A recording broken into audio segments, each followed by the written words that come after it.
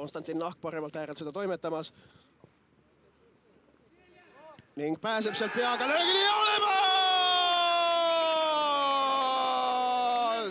Igor Subbotin on mees, kes kerkib karistusalas kõige kõrgemale ning viib Levadia seda kohtumist 19. minutil 1-0 juhtima.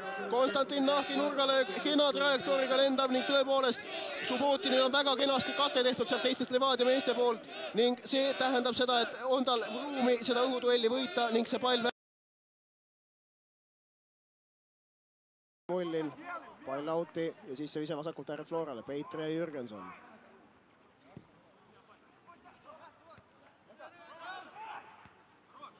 Ja praegu Šmiško oma mehe hüppab ja olemas!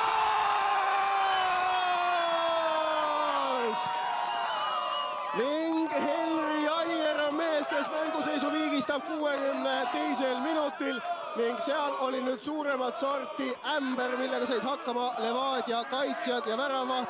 Šmiško tuleb praegu välja, hüppab kokku tenistega, lükkab palli täpselt Anierile pea peale ja Anieri pea puudeb.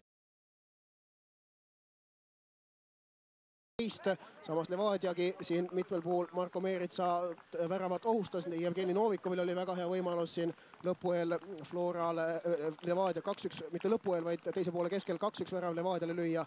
Sellest aga esialgu midagi välja, või noh, mitte esialgu, toona midagi välja ei tulnud ja sinna see võimalus ka jäi, siin veel kohtumise parimad hetked.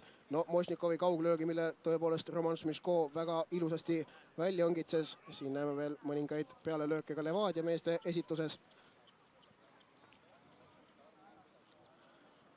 Aga igatahes sellega ongi paslik meil nüüd siit Maarjamäelt lõpetada, sellepärast eetriaeg on otsas, intervjuud tulevad mingis teistes uudistes.